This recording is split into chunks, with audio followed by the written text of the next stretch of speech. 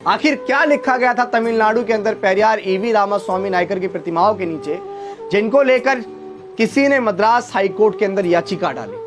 पेरियार की मूर्तियों के नीचे लिखा था कि ईश्वर नहीं है, और ईश्वर बिल्कुल नहीं है। जिसने ईश्वर को रचा ये बेवकूफ है। जो ईश्वर का प्रसार करता है वह दुष्ट है, जो ईश्वर की पूजा करता है वह बर्बर है। पेरियार ने ईश्वर से कुछ सवालात पूछे थे, और वो सवालात जब आप सुनेंगे, मैं समझता हूं कि आप जो पाखंडवाद के विरोधी हैं, जो इस देश में तमाम तरह की जितनी भी कुरीतियां उनके विरोधी हैं, उनको ये सवाल वाजिब नजर आएंगे। अन्यथा कुछ लोग इस पर सवालिया निशान जरूर उठाएंगे, लेकिन इन सवालों को अगर आप बुद्धि अपनी तर्कशील मत्ता से समझेंगे तो आपको समझ आएगा कि पेरियार ने ईश्वर से जो सवाल पूछे वो सवाल कई हद तक जायज हैं। पहला सवाल पेरियार पूछते हैं कि क्या तुम कायर हो जो हमेशा छिपे रहते हो, कभी किसी के सामने नहीं आते।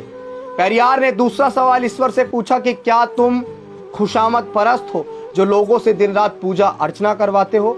तीसरा सवाल, क्या तुम हमेशा भूखे रहते हो जो लोगों से मिठाई, दूध, घी आदि लेते रहते हो।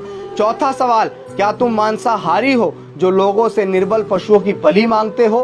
पांचवा सवाल, क्या तुम सोने के व्यापारी हो जो मंदिरों में लाखों टन सोना दबाए बैठे हो। छठा सवाल, क्या तुम व्यभिचारी हो जो मंदिरों में देवदासियां रखते हो। सातवां सवाल, क्या तुम कमजोर हो जो हर रोज होने वाले बलात्कारों को नहीं रोक पाते। आठवां सवाल, क्या तुम मूर्ख हो जो विश्व के देशों में गरीबी भूखमरी होते हुए भी अरबों रुपयों का अनन दूध, घी, तेल बिना खाए ही नदी नालों में बहा देते हो।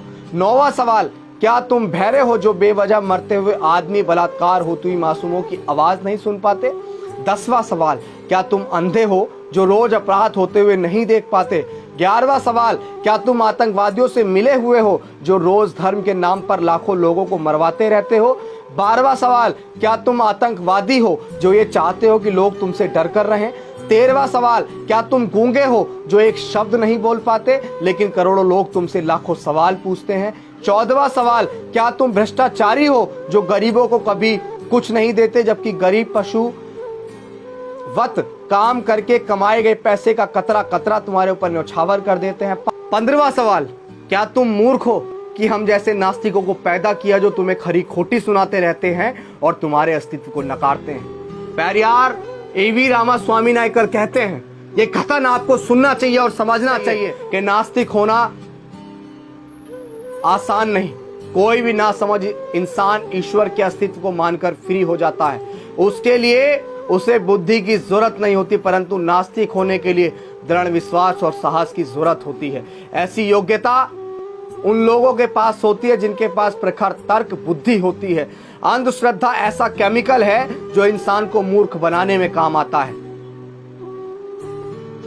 पेरियार ईवी रामास्वामी नायकर ने हिंदू धर्म का इतिहास भी बताया, और वो इतिहास जब आप सुनेंगे तो शायद आपको हंसी आएगी कि क्या ऐसा भी हो सकता है। हिंदू धर्म का विचित्र इतिहास। पहला, मंदोत्री मेंढक से पैदा हुई थी। दूसरा, श्रृंगी ऋषि हिरणी से पैदा हुए थे। तीसरा, सीता मटकी में से पैदा हुई थी। चौथा, गणेश अपनी मां के मैल से पैदा हुए थे। हनुमान के पिता पवन कान से पैदा हुए थे। छठा, हनुमान का पुत्र मकरध्वज था जो मछली के मुख से पैदा हुआ था। सातवां, मनु सूर्य के पुत्र थे, उनको छींक आने पर एक लड़का नाक से पैदा हुआ था। आठवां, राजा दशरथ की 3 रानियां थीं और उनके 4 पुत्र जो फलों की खीर खाने से पैदा हुए थे। 9वां, सूर्य कर्ण का पिता था। भला सूर्य संतान कैसे पैदा कर सकता है, वो तो आंख का गोला है। 10वां, ब्रह्मा ने तो 4 वर्ण वहां से निकाले, हद है। अछूत का बनाया हुआ चमड़े का ढोल मंदिर में बजाने से मंदिर पवित्र नहीं होता।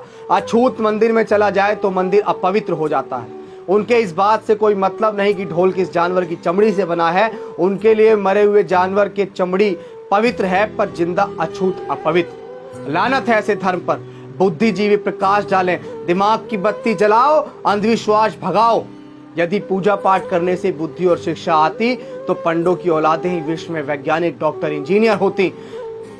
वहम से बचो, अपने बच्चों को उच्च शिक्षा दिलवाओ, क्योंकि शिक्षा से ही वैज्ञानिक, डॉक्टर, इंजीनियर और शासक बनते हैं। पूजा पाठ से नहीं, अंततः वहम का कोई इलाज नहीं और शिक्षा का कोई जवाब नहीं। शिक्षित बनो, संगठित रहो, संघर्ष करो।